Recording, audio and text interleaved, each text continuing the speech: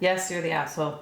No, you're not the asshole. There's no assholes here, or everybody sucks here. You know, we can't expect that when there's a delay in the project that when we call them, they're just going to be sitting at home waiting for them to just come to the next job. Is it unreasonable of me to ask for his subs to suck it up and work some overtime, brackets, nights, weekends, to get this done like I would do for my job if I was behind? And then I'm the pain in the ass because I'm calling you being like, okay, you here? Any recommendations on how to handle this? Reddit?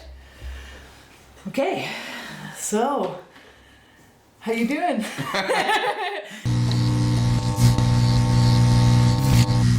Hey everybody, this is episode 13 of Better Building with Buck. My name is Rhiannon. And I'm Jordan.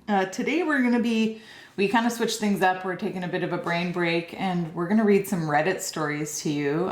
Some are probably familiar with the subreddit Am I the Asshole? Some probably aren't. So I guess I'll just give you like a quick description of what Am I the Asshole is. So it's an internet sub where you can go and you can post questions about whether you're the asshole or not, and people around the world can determine with an unbiased opinion. So we're going to cover that today. I'm going to read some stories these people have posted on the internet. Jordan and I are just going to kind of banter back and forth about what we think, and then we're going to see what the internet, what the World Wide Web determined, whether they were the asshole or not.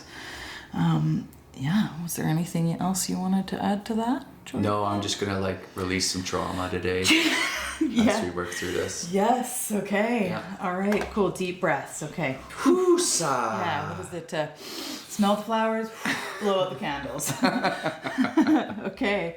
All right, cool. So I'm going to get started here. So this is the first one. Title is, Am I the Asshole for Expecting to Get a Move-In Date? I'm seeking to rent and get some advice. We are a year and $1 million into a new home build. My house is being built by a high-quality general contractor who uses all subs. I guess not surprising, every self-imposed start time by the builder is being missed.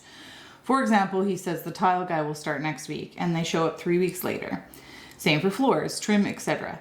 I never get a completion date. They just complete their part when they complete it. There are excuses for everything, mainly centered on the weather, brackets rain. I will admit it, I lost it a bit when he blamed the sun on Monday for trim work being delayed.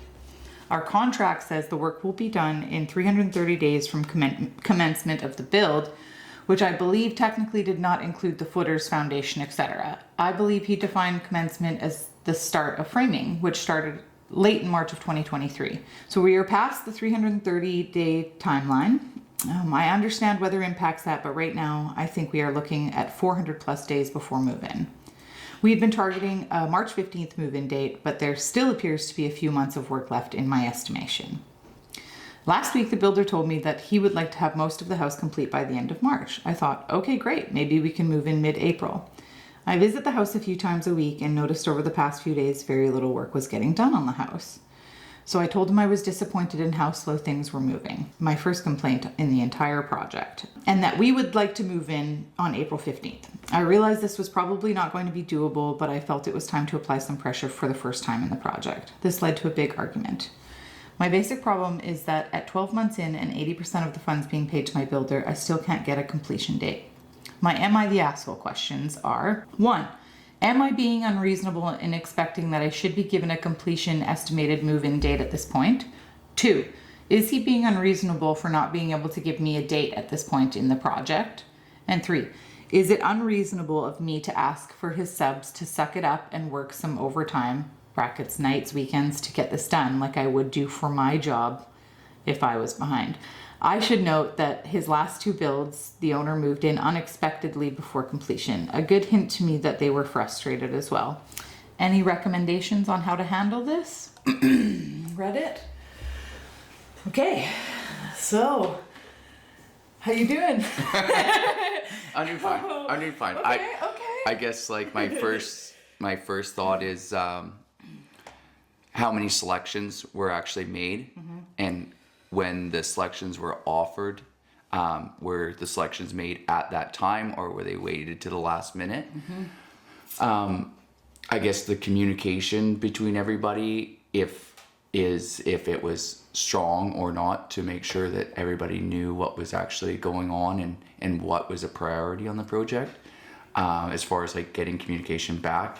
So that it's really hard to tell from this about, you know, like if this project had everything spec'd out before, or it was a custom build where they were picking out things as they came up, and then if those selection choices were made timely, or they were made, you know, when it was convenient for that person to make those decisions, because that can definitely push things back if the decisions are made slowly or changed throughout that process, like if work has to come down and go back up and things like that. So that would be my kind of like first inkling to understand from the builder's point of view. And I guess sort of what I saw in this too is like, what is the climactic area like, right? We don't actually know what the weather's like and how extreme it can be. So like they had said that they made the excuse that it was weather centered quite a bit. Yeah. So that was another thing. It's like, okay, well, we don't know what your climate is like and how much that's affected the build and over a year process, right? Maybe they're in a really northern area or something, but yeah, sorry. That's what I wanted to add to or that flooding, too. like you couldn't get into the job, For or sure. like if you're doing exterior and you're trying to paint, like we brought up a little bit about painting, and so do they have an area which they can use for prep, whether that's interior or exterior, to get that painting done? Like they said it was too hot. Well, yeah, if it's, you know, if they're trying to paint and it's outside in the blazing sun, you're not even going to get paint. You'll be rolling it and it'll be drying as you put it on, and that'll look like hell. Yeah. Or it could even be that the house is literally too hot and in the interior, and they don't have some sort of like way to condition the house through that build, which could have been a line item that was chosen to be taken off for whatever reason. What do you think? Should we determine? Oh, sorry, I forgot to mention too at the beginning. So we can determine, yes, you're the asshole. No, you're not the asshole. There's no assholes here. Or everybody sucks here. Those will be the 4 determining factors. Okay. Not the asshole, no assholes here, everybody sucks here. Sorry. I think there's too many things that are left out to even so with those options, I would go that everybody, only because of the fact that it sounds like there's communication breakdown, and so the communication of like the delay of the project being an issue at the end was the thing that was starting to drive her mad, which is fair. But if you were seeing that you were missing milestones at a certain point and not bringing it up, then it's hard for them to understand what your highest priorities are, because you could be really pushing quality, and then because of that, it's putting delay in the project because of the fact that, you know, doing things right and making sure that it's done. Not to say that quality and speed can't be. It's just a hard thing to do. Totally, yeah. And they did say it was a high quality general contractor. So normally we would, if we were on the internet, we could ask them for more info in this case, but obviously we can't. But yeah, so I guess I'm gonna go with like you're gonna go with everybody sucks here. I think so, just because I think that a project needs communication. If nobody's sharing what's on their mind, then nobody can fix anything. Yeah, and I guess I would it sounds like it hasn't gotten to that boiling point yet. So I would say like no assholes here yet. Like it seems like it could. Yeah, and they sound like people were getting frustrated, which is fair. Yeah. There's nothing wrong. There's construction process.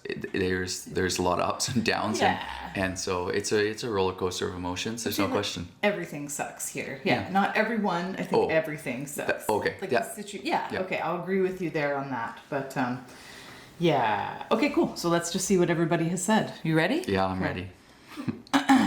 Oh. Let's see. A realistic. Wait. I don't know what GC means. A Oh, realistic. general contractor. Oh, a realistic general contractor here. 1, no, it's not unreasonable to expect an estimated completion date. But 2, it is also not unreasonable for him to simply not know. Nice. The only thing worse than not having an expected completion date is missing one after another. 3, it's entirely possible that those subs are already working nights and weekends to finish up other jobs. Or it's possible that they use the weather as an excuse to get something done on a project they will be a little more productive on with said weather. The thing is you're dependent on your general contractor, who is dependent on his subs, who are dependent on their suppliers, the weather, their kids who have fever and can't go to daycare school, their vehicle, and the other homeowner they're working for that wants a last minute change or is slow to pay, for sure. The money you pay trickles down to all of them, but their problems go the other way. A year is a long time, for sure, and I can completely understand the frustration. Having said all that, 80% is a lot to have paid out and not be at the point of having a pretty good idea when it will be done. Okay, so they didn't determine. So nobody's determined. So yeah, it sounds like he kind of has the same feeling as us here. Yeah. Like it's definitely situational. Okay. Let's see, is anybody determined? I've been seeing this a lot on $1 to $22 million custom homes the last 4 years, mostly Exacerbated. Exacerbated. by No, that's okay. by supply chain issues and homeowners delaying or changing their key decisions that have structural requirements underlying cosmetic finish choices. In one case, the homeowners changed their mind on materials that were already sitting in the garage and being installed and ordered a different material that was delayed for 3 or 4 additional months. Yes, none of us could proceed. Crews pull off while waiting for choices and don't return until they're finished with whatever they moved on to. These high-end custom homes used to be a 6 to 9 month process, rarely 12 to 16 months. Now they can easily drag out for 1 to 2 years. There's a saying among the trades, it's the only job you're concerned about, but it's not the only job I'm concerned with. I'm juggling 10 or more while the customer is focused on 1, and the general contractor superintendent is focused on 1 or 2, or maybe 2. The problem is the lengthy delays don't benefit anyone in this process. We all feel and suffer that frustration. As a specialized tradesman, I can tell you that we can't always start when the general contractor calls. And there are fewer of me capable of quality work on a home of your value and higher than ever. So while I'm not being malicious with my timing, I'm no longer capable of 12-hour days, 6 days a week either. My relationship with builders and utility purveyors makes general contractors want to wait on me in most cases, and they know it will be done right the first time with no warranties. That's priceless. I think that's a really good comment. What do you think? No, I agree. You know, we can't expect that when there's a delay in the project that when we call them, they're just going to be sitting at home waiting for them to just come to the next job. Like, if you're, as the general contractor, you're trying to book 2, 3, 4, 5 weeks out. You know, the people that are 5 weeks out, you're just letting them know that the project's even still moving forward because you've been chatting with them, and then when it gets to 3 weeks, now you're trying to like get some slots scheduled, and then it's the 2 weeks, and then you're like, okay, let's get really organized, and then we're at 1 week, and then we're like, okay, now we're calling you, and then I'm the pain in the ass because I'm calling you being like, okay, you here?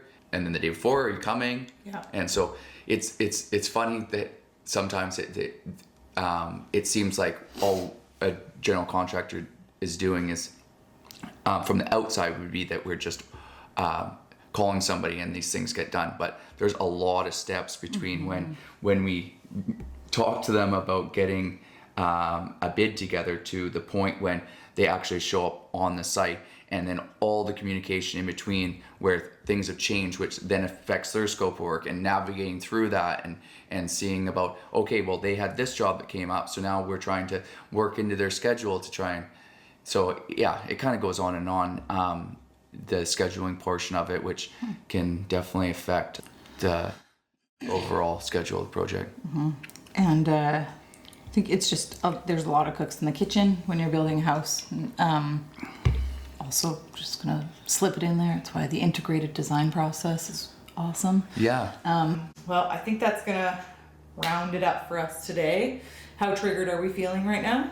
Mildly. Yeah, mildly triggered. Okay, we made it through. Okay. Yeah, so sometimes it's counseling Sometimes it's grief counseling. Yes. Yeah. But we survived. Yeah, we did it. We're doing it every day. We're doing it.